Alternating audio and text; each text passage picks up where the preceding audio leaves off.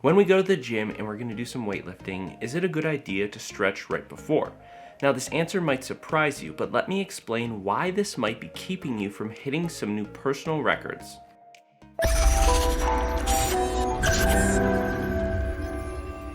Hey everyone, welcome to Science-Based Fitness. My name's Adam, thanks for stopping by.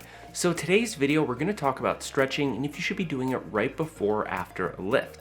Now, you've always been told to stretch before you exercise, but it gets a little confusing when people throw in topics like this where they tell you maybe you shouldn't be stretching.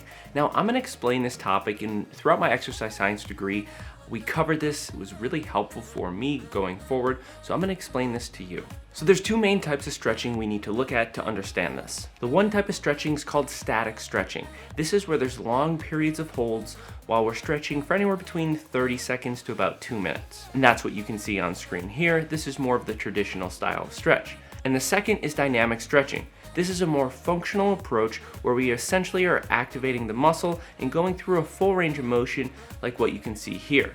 Now, static stretching has the ability to reduce the amount of force production you can make during a lift. So if you're about to hit a new personal best on a bench press or maybe a new squat or deadlift, this might be a reason why you shouldn't be doing this type of static stretching prior to that lift. And that's because of the GTOs. This stands for Golgi tendon organ. At the end of our muscles and our tendons, we have these GTOs. These are receptors at the end of our muscles that essentially send signals.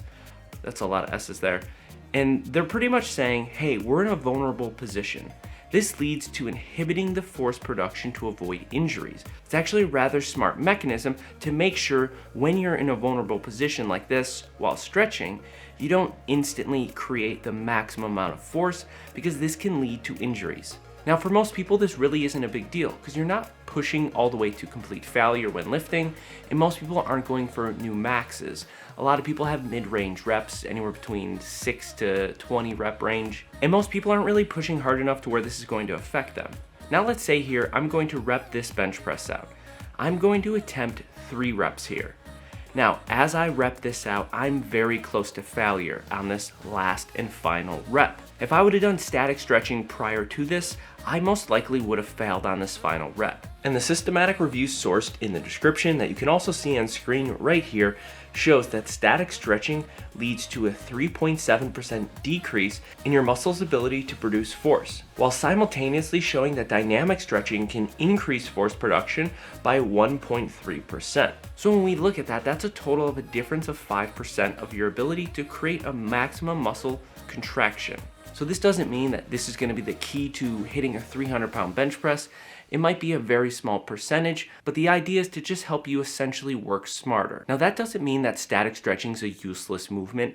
That type of stretching is perfect for at the end of your workouts. It can help increase the length of your muscles, and I've actually done a full in-depth video on that. Click right here if you want to see the full in-depth video on all the different types of stretching. I hope you guys enjoyed this video. If you found it useful, hit like, consider subscribing. I make new weekly content, and we'll see you guys next time. Have a good day.